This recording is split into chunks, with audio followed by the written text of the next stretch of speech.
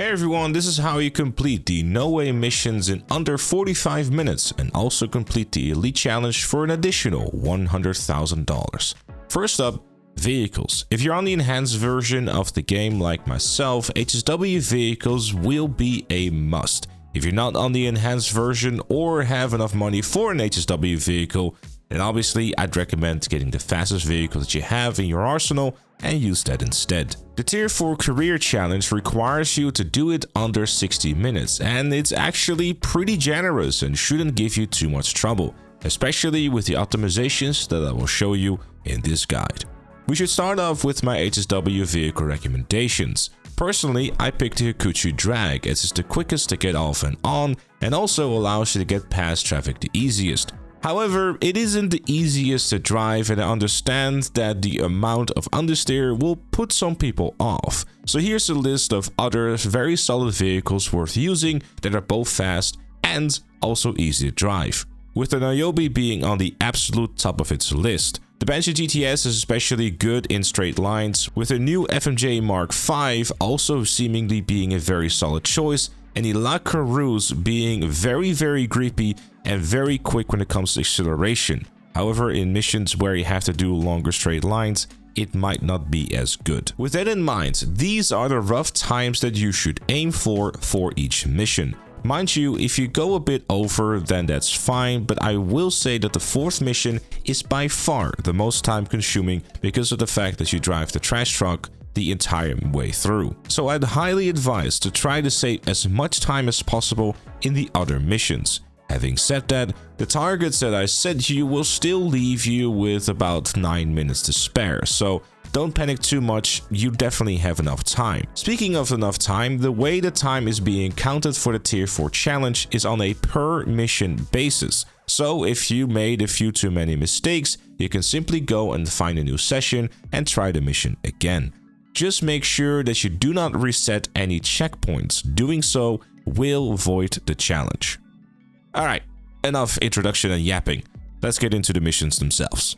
In the first mission, we're going to start off by trying to make our way to the KnoWay depot as quick as we can. The reason why we're using the Hikuchi Drag HSW is the one I just showed you. You can very quickly and easily just make your way off these stairs and saving yourself a few seconds. Our car would still be fine here though. Once we're in the depot, we want to start by taking out the guy on our left, followed by the group of 3 on our right. If you want to be a little bit more safe, you can also decide to wait until the guy walking towards the middle is a bit more further to the left before you take out the 2 guys next to each other. The stealth in this one luckily is on the easier side, so if you're quick enough, you can take out the group of 3 right away. After this though, it's pretty straightforward, and if you're paying attention to the footage, you'll know exactly when to take out each individual guard. Do make sure though to do this in stealth, as the moment that you alert the guards, there will be a bunch more spawning and everything will just kind of turn into chaos, which is something you definitely want to prevent. As you can also tell by the footage, I'm breaking out the sticky bombs and blowing up these 3 test pods taxis, for the simple reason that we will be able to save ourselves a bunch of time later down the line. Get in the final KnoWay taxi pod and then make your way outside, where you'll be greeted with 3 different objectives. But these 3 objectives are not the only 3 objectives that you can get. There's a total of 6 of them, and these are all of them that you're able to get. If you get the objective to reach 50 miles per hour for 15 seconds straight, then you want to take a right and follow the route that I'm currently showing you on screen. If you don't, then take a left. The main goal that we have is make our way to the skate park opposite of the Vespucci police station. If you happen to have the reach a height of 30 feet in the air objective, then you will want to use a skate park ramp to launch your car into the air to achieve that final objective. For the performing high-speed collisions, you don't actually have to go that fast. I'd say it's roughly in second gear until you can start hitting pedestrians. Given the fact that you're an electric vehicle, it won't take super long until you are at what considered to be high speed. For the high speed near misses, really the easiest thing to do is just by staying on the same lane of traffic and then knocking down 5 pedestrians. I mean, Let's be honest, it's GTA. If you never knock down a pedestrian, what game are you playing really? Once those objectives are done and you are at the Vespucci skate park, what you want to do is park your KnoWay taxi next to this billboard. The reason for that we'll get into just a second. Because what you want to do after parking the taxi next to the billboard is exit out of the test pod and then make your way out of the garage. Get on your HSW vehicle again and then start destroying everything around town. I will show you a map on screen so you can see what the locations are, but for the sake of making life easy, I will show you the route that I personally took, which I found to be highly effective. What you want to be doing is use sticky bombs on the billboards as well as the taxis that are required for this objective. The game will continue to tell you to go back to the KnoWay depot, but it's completely unnecessary. And the reason why we park the taxi right next to the billboard is because in one singular sticky bomb will take out both that taxi as well as the final billboard.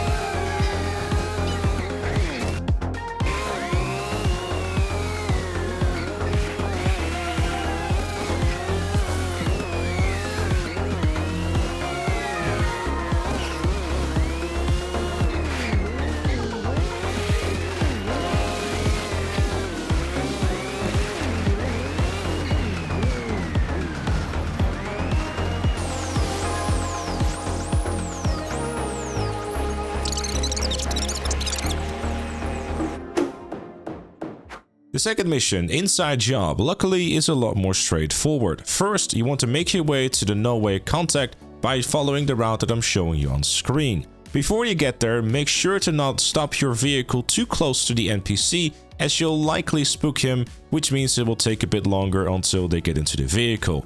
The vehicle will be locked until they're fully inside, so make sure to wait before you do so. From there, you have to drive a straight line to the taxi depot, which I'm going to assume that you know how to do.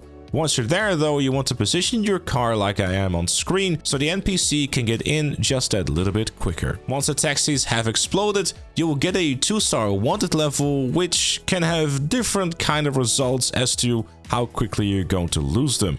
Regardless if you get unlucky or not with the cop spawns, the route is still going to remain unchanged. Simply follow the same route that I'm taking on screen for a quick and consistent way of losing the cops while still making your way towards the hideout. Once the FIB guy is done with his speech, you want to grab your assault shotgun and melee the guy on your right, shoot the other two and make your way towards the next room. Angle yourself in such a way that you can shoot this guy first before heading out of the room, then shoot the next guy on his left.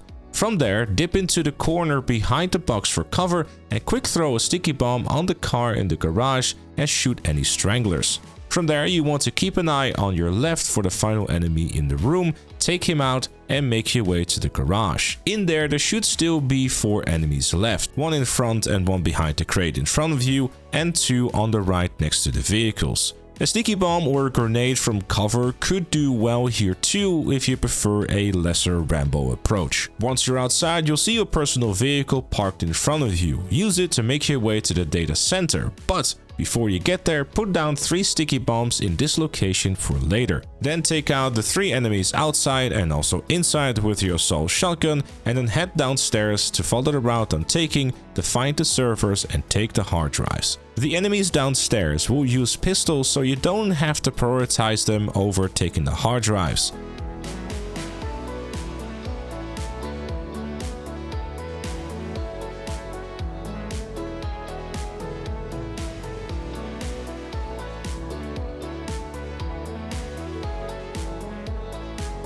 When you're outside again, you will want to wait for the Menacer to drive next to your sticky bombs and blow it up. Or if you're like me and you had really crappy timing, use the RPG to take them down with a couple of shots. When the first wave of enemies is down and you have a bike with you, then take the route that I'm taking to avoid the remaining enemies spawning in. An armored Kuruma would also do very nicely here too if you're willing to sacrifice a bit of time during the mission. The third mission, Tunnel Vision, is by far the shortest mission out of the bunch and is also very straightforward. Bring a bike with you so you can save a bunch of time at the start of the mission and then do the stealth section like I will show you in the video. There really is not a whole lot to say about this until we're going to do the hack.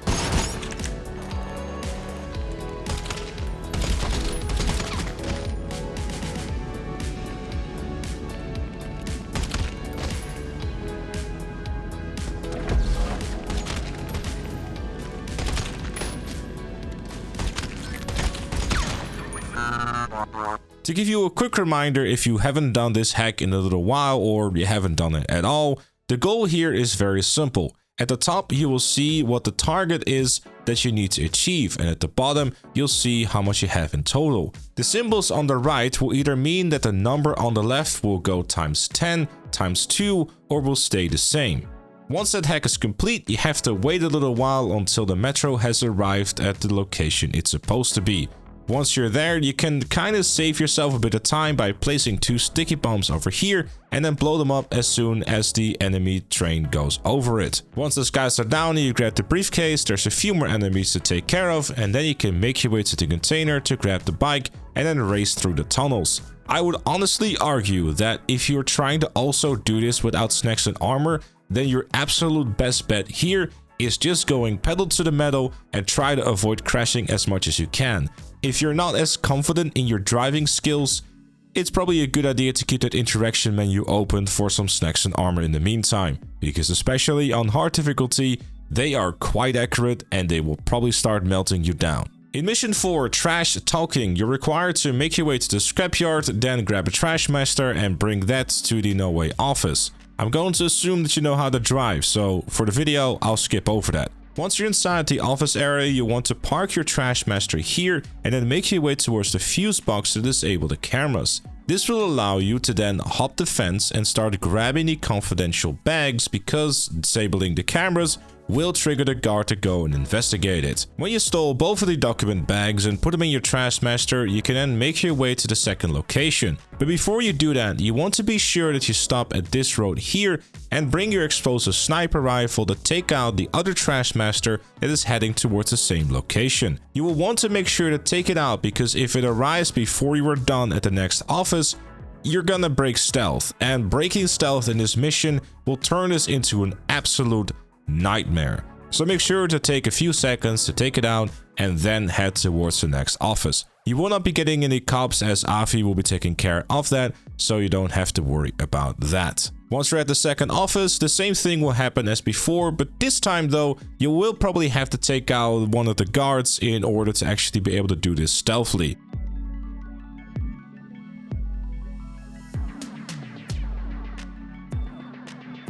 The third location is a little bit different, as you have to park the trash master in front of the gate and then show your ID to the supervisor. In my case, unfortunately, it was bugged, which I'm not entirely sure if that had anything to do with me disabling the fuse box first, but if that happens to you as well, there's luckily a failsafe where you can knock him out and then hack the gate yourself.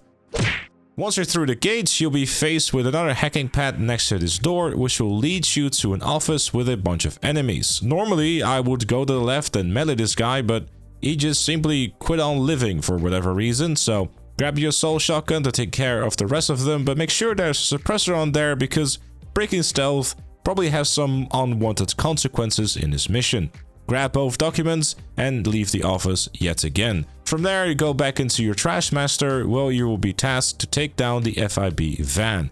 The quickest and by far easiest way of doing this is bringing a heavy revolver Mark II with FMJ rounds. This will allow you to take out the FIB van in just 2 shots, and if you're quick enough, you probably also did it in the tunnel just like me. Make sure to park your trash master right next to the van so you can get all the bags in there as quick as possible, because unfortunately you will also have to lose the cops while in the Trash Master. Now there's an alternative way of getting rid of the cops by getting to a different vehicle or even your personal vehicle and then lose it that way and then get back into the Trash Master, but for the sake of time, you are able to still lose them. Just keep a close eye on your minimap of where they're driving, you know, the basics of losing cops in GTA Online. I'm sure you've done it before. At the start of the finale, we have to collect the hacking device and get arrested by the FIB. You can speed this up a little bit by basically running towards them like you're some kind of lost puppy who hasn't seen their owner in a long time or something, I don't know. Regardless, once you are done with the cutscene, you want to make your way towards this cabinet where you will find a instruction book. You will want to look for the unlock symbol and the color associated with it. With that, you then want to grab the pen on the desk and then unlock the door by choosing the correct color. Our weapons have been taken during the arrest, so our main objective here is trying to be in stealth mode and try to punch all the enemies while in stealth mode so you can knock them out in just one punch. After having taken out these 3 enemies and collected your weapons, you want to start prioritizing taking them out stealthily while going for headshots, because this is the part where I tell you about the Elite Challenge objectives. You need to get 35 headshots completed under 10 minutes and also completing all the hacks, which means that breaking stealth is a terrible idea. The second hacking minigame will be familiar for those who have played the Agents of Sabotage DLC and the art file within that. If you're not familiar, allow me to quickly explain what you have to do. On your left, you can see 2 different white dots. You will start from there and follow the line all the way to the right by going up and down with the different sticks that you have to move about. It's fairly simple, just connect the line and don't be afraid of going left and right to adjust it, as you have an entire minute to do this successfully. Once that is done and the light goes green, you can confirm it and then make your way to the roof. Before you actually arrive at the roof though, you have to do some more combat. Once you get into this room, immediately make your way behind this cover and once again start focusing on headshots. If you're on console and or using assisted aim, there is probably going to be the part where you probably want to be popping in and out of cover as much as you can, like I'm doing in the footage. Normally I don't like playing like this, but I also didn't want to use snacks and armor, so you kinda have to. Which, by the way, staying in cover allows you to recover up to half of your health, so make sure to use that as much as you can, as there's no actual limit to how many times you can do that, allowing you to never actually have to use any snacks or armor. But if you don't particularly care about that sort of challenge, then I guess either way. Once this room is clear, you can make your way to the roof where there will be a few more enemies to take care of, which is best done by taking cover behind this air conditioning unit, and then you can enter the Swift and make your way towards Avi. After successfully landing your helicopter and regaining control back of your character, you will want to make your way towards the enemies and continue focusing on those headshots. Keep an eye out on your minimap for an annihilator showing up at some point, which you can take out by either using your explosive sniper or any of your preferred ways. Regardless of what you do about the helicopter though, make sure to keep focusing on those headshots. Maybe if you think that you're running a little short, go as far as potentially even try to shoot at the pilot of the annihilator for an additional headshot or 2. The main reason why I'm saying this is because the amount of enemies and the amount of headshots you need is pretty close to each other, so it is very important to keep a close eye and making sure that you get as many headshots as you possibly can. When all the enemies on the beach are taken care of, you can make your way towards Avi by using the sea shark. There will be another annihilator there, but honestly, it's not worth your time, so just simply make your way towards Avi, where you'll be greeted with another cutscene that you definitely want to skip if you want to save some more time for that 60-minute goal, and the mission will be over and you'll walk away with a cool $625,000 if you did the Elite Challenge. Without it, it'd be $525,000, which is still not too shabby. Regardless, that was it for this guide. I hope you found it useful. Thank you very much for watching, and I'll see you all later.